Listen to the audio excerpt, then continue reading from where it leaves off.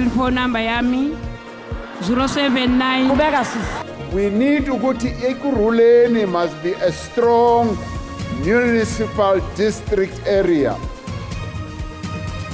Bamthele ngenyembezi abantu betsakana uMengameli uCyril Ramaphosa nakayokulalela inlilo zabo kwabe naye akasimnandi kuhle empilweni. When they are done with whatever they are doing in terms of their legal activities of mining, they are even harassing the community. Amazamazama ahlomileko ehamba igolide ngekane ePilgrims Rest eMpumalanga amapholisa abhalelwe kubaphatlalatsha.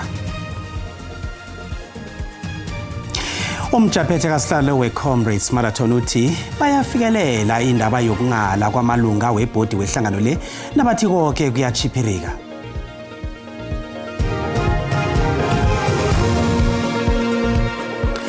Sishatsha ukusuke eOakland Park ngesindebele. Mina nginguCedric Mwebya. Ngiyalotshisa begodwa ngiyanamukela emakhaya. uMengameli uCyril Ramaphosa ubambe imbizo yokuthoma ngaphasi kwakarhulumende webumbano. Isigaba sokuthoma sembizo yokuthoma le sibanjelwe eTsakane Sports Stadium eKurhuleni.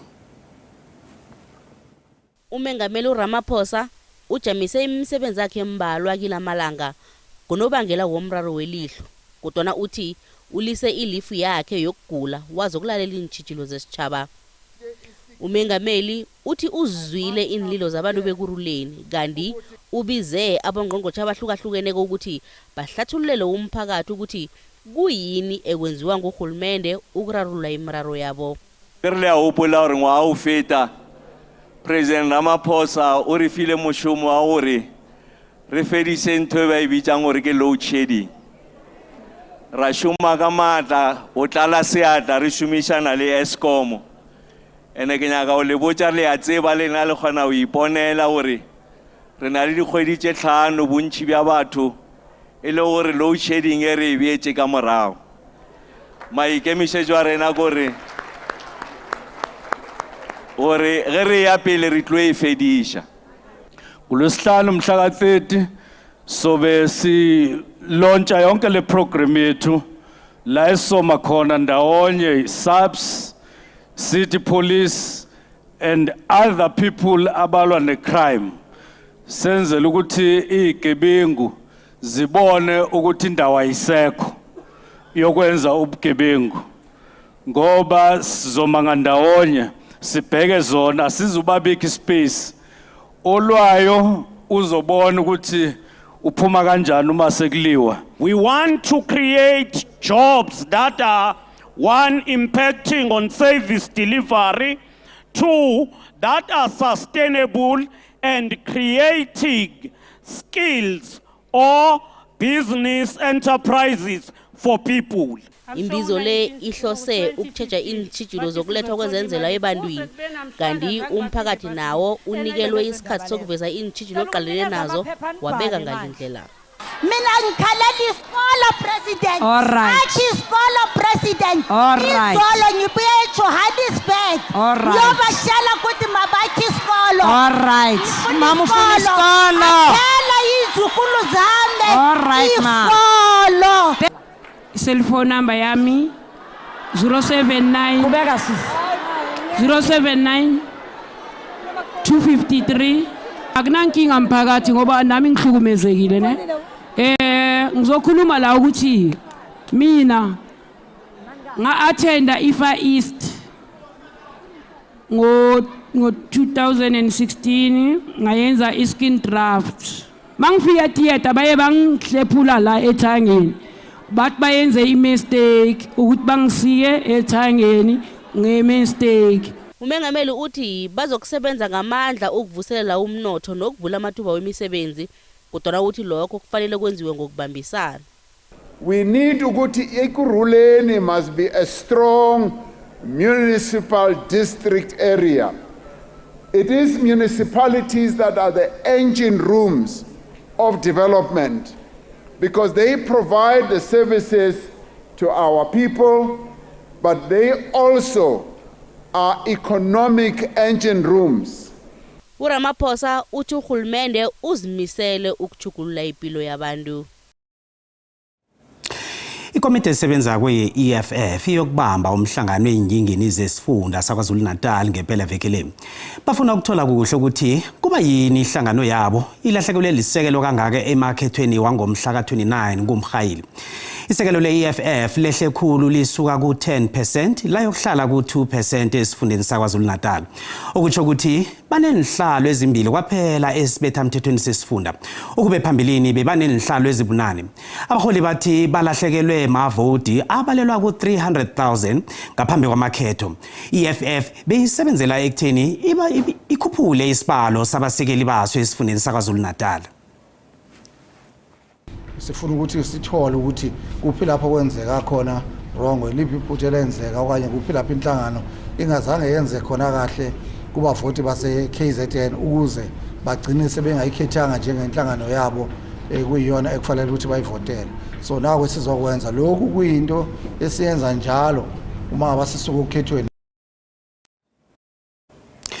Umnyango wezenjiwa namandla uthi technology yamandla abuyeze kwako nahlwengekileko angeza lethe ukuvikeleka ekuphakeleni kwegezi. Ngoba lapha eSouth Africa amandla wokusabaleliswa kwegezi adzimelele phezulu kwamalahle. Umnyango lo bewethula amahlelo wayo ekomidini yeParliament namhlanje. Umnyango wezenjiwa namandla uthi ukuba khona kwegezi yaneleko kuzokusiza ilizwe ukuthi liqede ukuqindeliswa kwegezi. Umnyango lo uthi inteshi zokuphehla igezi ngomoya nazisebenza zizodwa angeze zaletha igezi yaneleko. Nangabe ilizwe lifuna ukuthoma ngamandla abuyekezwako kufanele siluluni segezi kube ngidzinzile konke kukhamba kuhle. Kazi phela veke le kuthiwa amalanga ali150 kungaqindelisi igezi. Lokhu kwenziwe kusebenza kuhle kweenteshi zokuphehla igezi zamalahle. Umnyango wezenjiwa namandla uthi amahlelo abo okusebenzisana asengakabi kuqinisekiswa yiParliament. Ingikhulu zomkhandlu owengamele zemfundo zokwakha netwasiso i-Construction Education Training Authority zibizwe bona zizokuphendula ngobujamo bezinto emkhakheni lo. Inkulu ezibezivele ekomidini yezefundo ephakemeko nezokuthwasisa namhlanje. Isitha ivele phambi kwekomiti eParliament ukuziphendulela ngezwe ngobathi yobukirikitshana nongalandelwa komthetho wokuphatha. Lokhu kuza ngemva kobana kube nembiko yokutheliswa kwabasebenzi ukusebenzisa amandla wokuphatha ngendlela engasiyo nekhambeli yangaphetsheya kwamazwe elibiza i4 million yamaranda kunye nemali beyizokusetshenziswa malunga webhodi ekhambeni elimi. Kodwa nanyana inkhulu zesitha zilingile ukuveza isithombe esihle esitshengisa bona konke kukhambisana nomthetho, ikomiti iveza ukuthwenyeka. Kukhonjwana ngemino kwasolwana bekwaphikiswana. Osihlalo webhodi yesitha uThabo Masombuka uphosa amagade wokuthoma. Whatever decisions we make in the face of all this adversity, these are decisions that stand and pass the test of legal scrutiny. Umphathi wesitha ujame emagameni kaMasombuka. There was nothing that was going to ever amount to such an amount to confirm that was just aimed to scandalize the work of the SITA in a particular context. Kodwa nanyana njalo unobhala wenehawe egatsheni lesitha uOlubogengitsitsi ukuphikise konke lokhu. Uthi ubhalelo kwethula inkulumo bekayilungisile. At Construction SITA, the relationship between the board, NEHAW and management, it's non-existent. There's a recognition agreement that was signed in 2019, but the CEO does not follow it. And I would like to put it on record, Chairperson, that us being here as shop steward, we might find our suspension letters on Monday. Uthi ukhulume ngekhambo lamalunga webhodi elingasemthethweni nokuqoshwa kwabasebenzi ngaphandle kokulandela ikambiso engiyo. Osihlalo wekomiti yezefundo ephakemeko nokuzibandula uWalter Letts ubonakala silingeke khulu nabe kakhulumela ikomiti. It is through platforms like this where we will then get a true story of what is happening. So your opening remarks, I found them distasteful. Literally telling us we have wasted the time of the SITA to bring you here because of rumor mongering. I found them very distasteful. And I hope it's the last time we hear such a comment. Isitha itbacho lithulisiwe ikhambo. Kanti uLetsi uthi uyazikholwa insolo ekusolwa ngazo isitha. Uthi ikomiti izokubhalela ungqongqoshe incwadi ngendaba le. Ihlangano ehatshela umphakathi SABC kulindeleke imemezele bona kusebenzeke ngcono kwezemali nayethula umbiko waqobe eminyaka eParliament ngeveke ezako. Nakakhuluma nephiko lendaba le-SABC isekela likaNgqongqotjhe wezokuthintana uMondli Gungubele uthe ikhampani le ikuphungulile ukunande ilahlekelwa imali. Eminyakeni edlulileko i-SABC bezolo ilahlekelwa imali. Eminyakeni yemali ka-2022-2023 ihlangano le ibike ukulahlekelwa imali engaphezulu kwebhiliyoni amaranda. Kodwa kulo mnyaka mali ihlangano le kulindeleke bona imemezele ukuphungula kokulahlekelwa imali. Isekela likaNgqongqotjhe wezokuthintana uMondli Gungubele uthi i-SABC itshengisa ukusimama. A lot of things have been stopped from moving in the negative direction. Others are already moving in the positive direction. For instance, from a disclaimer to unqualified is a huge jump. They have reduced the loss very drastically. They have improved their targets. In general, their findings have improved. Usihlalo webhodi ye-SABC ulubuyelele igama lokuthi i-SABC inendima enkulu eyenzileko ekujugululeni ubujamo bezemali. One can say with confidence that we have good news, both on the side of performance. Performance has significantly improved. We are not where we are supposed to be and where we would like to be, but we are happy with the progress that we have made. Also, in terms of the losses, we have significantly improved those losses, but a lot more still needs to be done. uGungubele uthokozisa ibhodi yakhathisi i-SABC ngomsebenzi omuhle ewenzako. Ibhodi ye-SABC yabekwa ngosihlabantangana ka-2023 ngemva kokuthi ikhampani le ihlale inyanga ezingaphezulu kwezisithandathu inganabhodi. Nasibuya entolo. Ukwanda kwabantu esele bangenwa moya, abanye bagcine sebathwasa, abanye bawuphethela ngesiprofito umoya, kwenza ukuthi athengwe ubuthaphutapha amakhandlela.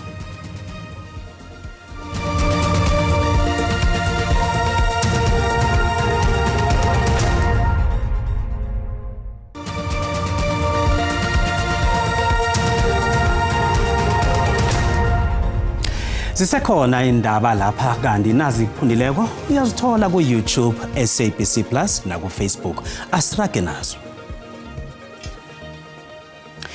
Iziko lembalobalo leSouth Africa limemezele mhlapha nje ukuthi isibalo sabantu abangasebenziko sikhuphuke saya ku 33.5% ekoteni yesibili yomnyaka. Nanyana kunjalo abasebenzi bamafilimu esifundeni seMpumalanga bathi bakhonile ukuvula amathuba wemisebenzi ekorweni le endaweni zemakhaya. Kukunje sebathome nokugadangisa amafilimu asezingeni eliphezulu ngokusebenzisana nabalingisi abaziwako ephasini. Ifilimu eligadangiswe mva nje endaweni zaKwaNdebele ngelesihloko esithi Sabotage. Babalelwa ema-18 amathuba wemisebenzi. Kanti umbiki ndaba wethu Comfort Masombuka usihlanganisele nako umbiko.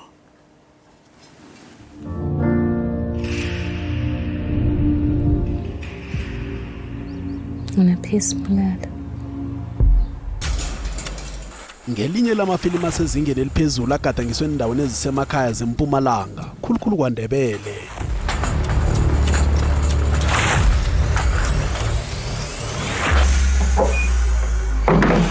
Litose nabalingisi abaziwako abanjengabonqobile Khumalo noJames Thole esele bayingcenye yawo. Thanza yonke into la eMpumalanga bantu bakhona luthando labo iculture yakhona, the heritage, the preservation of heritage yabo, lendlela bathanza ngayo.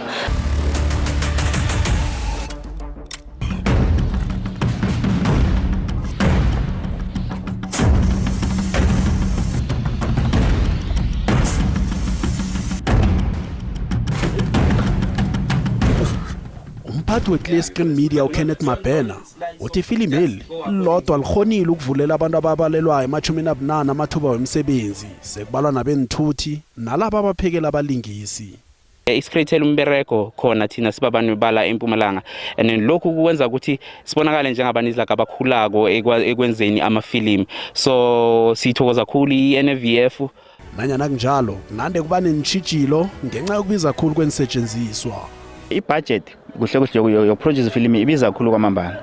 Ngingakho ke inengaba unabadlali, unaba-technical, nabaphekayo, so banengikhulu. So i-budget le ukhona ukuyaba ke ngokuya kwesidingo la kukhona kufuneka khona. Ngoba into enkulunkulu ebiza kwemachine esiproducer ngayo le ukwenza ngayo ifilm. Nabadlali ke kuya ngokuthi uthola abadlali bezinga elingangani. I-National Film and Video Foundation esekela ifilimu elingemali ithi funa umsebenzi lo ukhamseleleke nakezinye imfunda. eMpumalanga ingxenye yezifundazwe isihlose kakhulu ukuyithuthukisa ngokwezimali ukuze bezokwazi ukufezekisa amaphupho akhona nemali esitshala kulesi sifundazwe ukuze izokwazi uqhubeka yakhe eminye imisebenzi for abantu abangasebenzi nabantu abasha abahlele emakhaya. Siyathobeka kakhulu ngaso sonke isikhathi ukuthi uxhaso silifakayo khona abantu abazuzayo ngayo kunemndeni lalidlile ngalo. Ifilimu eli kulindeleke bona libukelwe emasinema asazokumenyezelwa ekukhambeni kwesikhathi.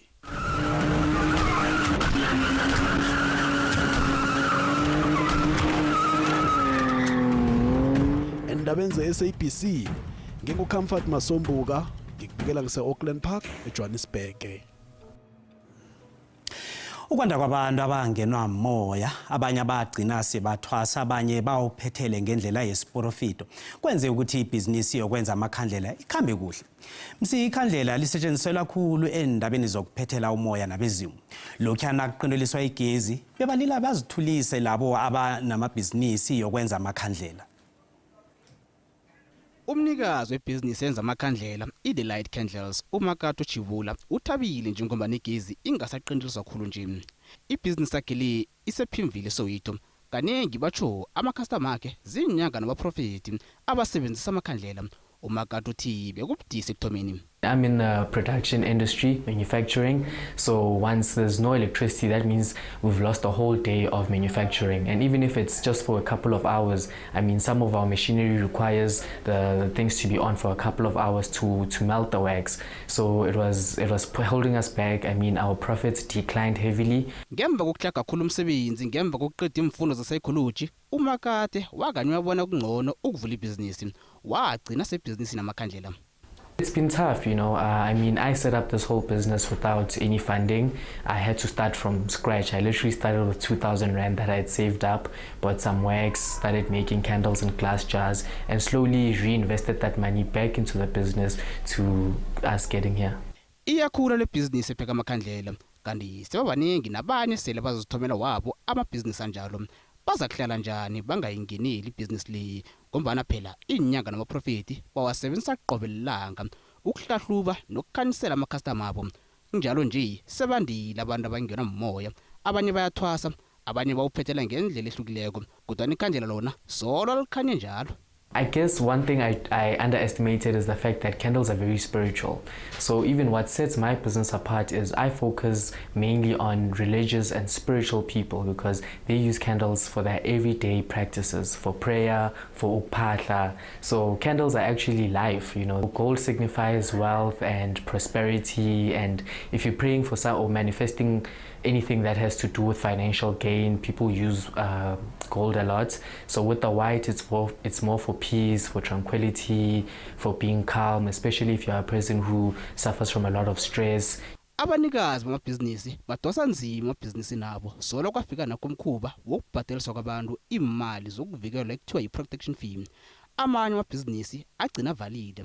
Ngechudo uChivula akasingazimbi ukubhadeliswa i-protection fee. Uthi ulila nabo labo abatheliswa imali yabo.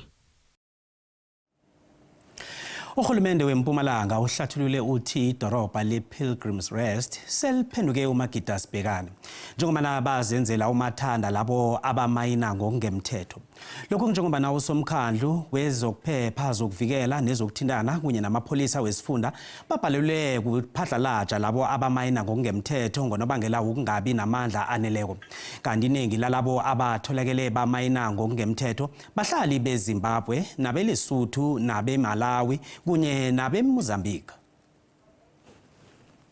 Indawo isahlelwe isichema sabantu abamayina ngokungemthetho isichema esihlomileko samazamazama kusolwa ukuthi isikhahlumeza izakhamuzi edrobheni elinemayini ukuthi wabatsho bemba yonke indawo bafuna igolide. kanti izehlakalo zokumayina ngokungemthethwezi zikhinyabeze kumbi ikoro yezivakatjhobukelo kunye namabhizinisi hlangana nokhunye. Usomkhandlu wezokuphepha uhlathulule idrobheli njengeliyingozi khulu nokubangela ukuthi abasebenzi bakhe bahocise ijima lokuphatlalatshe bekufanele lenzeke namhlanje. Usomkhandlu esifundeni esithi izehlakalo ezi zikhinyabeze kumbi ikoro yezivakatjhobukelo kunye nomnotho edrobheneli. It's a concern to all of us and also to the community, because when they are done with whatever they are doing in terms of their legal activities of mining, they are even harassing the community. So there is an outcry from the community that they are being harassed. Omunye usomabhizinisi endaweni le uthi batsho isisombululo esingaqeda umraro lo ngokuthi kwenziwe kube semthethweni ukumayina ngokungemthetho. It's not right what they are doing. We all agree with that. However, the gold is here. Why not legalize it? Why can't we legalize what these guys are doing? They are good for the economy of the town. Everybody is making something out of the Zamas. Ngenyanga epheleleko amapholisa akhuphe ezinye insetshenziswa endlini yaloyo ekukholelwa ukuthi ngungqondongqondo walaba abamayina ngokungemthetho. Kanti indlu le kutholakala ukuthi itloliswe ngaphasi komnyango wezemisebenzi yomphakathi.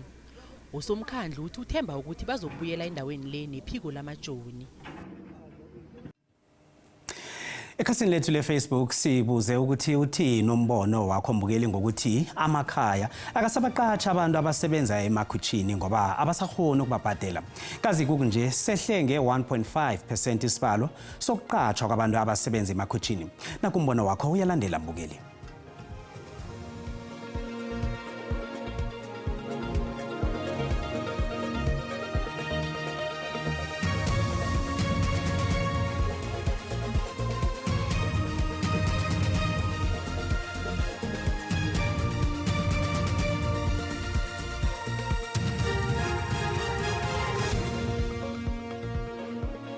Iqiniso khulu lendaba ngoba vele nalanga khona la koBhetali koSekunda koRichard vele into yokuthoma nje bazokubuza ukuthi uyakwazi ukukhuluma yini ngoba thina sifuna abantu abakwazi ukukhuluma isikhuwa. Lela kusile iqiniso abatho bona ukuthi abasakhona ubacatsha ngoba sekunemgomo nemibandela evela kuhulumende ukuthi umuntu nomcatsha kufanele umbhadele malini, umuntu nomqatshileko kufanele umregistare. Umsebenzi awukho and manje nabantu laba bemiza banamakhaya abasakhona ukuthi bangabhadala abo anti mababaqashile. Yeah, kunzima eSouth Africa amalanga la, and again now to uzama ukuthengisa for business indolo or ama-shops amaningi la eSouth Africa most seku-owner abantu laba ngaphandle. Ibuhlungu leyo into kuba kaloku abantu sebethembele ukusebenza emakhitshini ukuze bayifumane imali.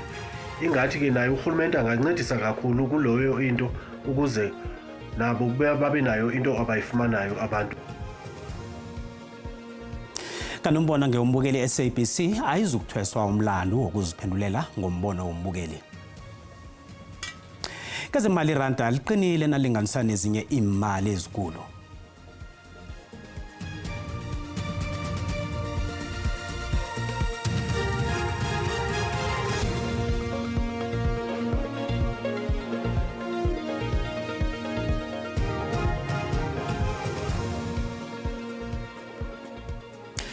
Umjaphethe kasihlalo wehlangano ye-Comrades Marathon uJeff Minnaar uqinisekise umphakathi bona iracisi edumileko le izokuraga eminyakeni ozako njengomana bekuhleliwe.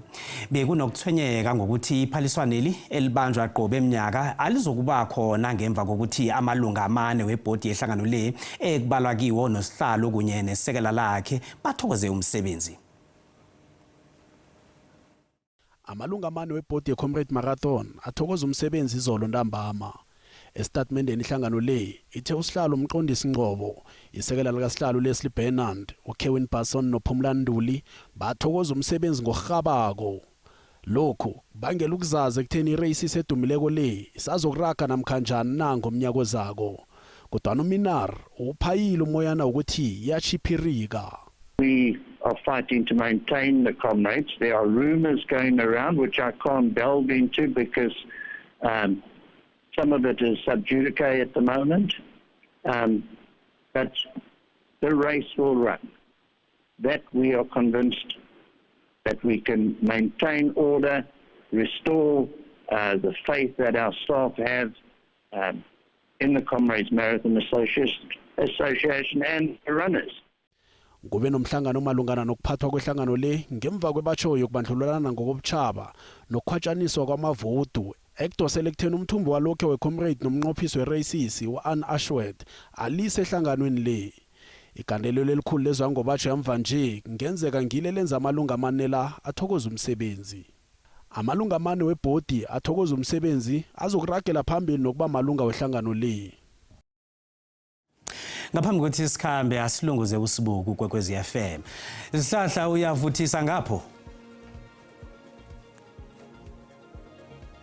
Akwande Cedric silotshisa umbukelo khona usekhaya. Mbala kuvuthiwe.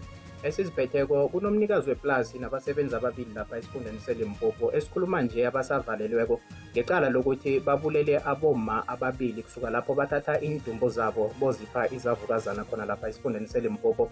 Ngale kwalokho kuthiwa abusalawuleki ubulelesi bokumayina ngokungamthetho endaweni yePilgrim Rest lapha esifundeni seMpumalanga. Umengameli uCyril Ramaphosa namhlanje bekade yadosa phambili ijima ipresidential imbizo lapha ekuruleni la bekade yakhulumisana khona nomphakathi weTsakani ngezihlangana nezinye-ke esiziphetheko enambama namhlanje. Sithokoza ithuba. Sithokoze Sibu. Zanamhlanje indaba ziphelela lapha akube iphela veke enokuthula.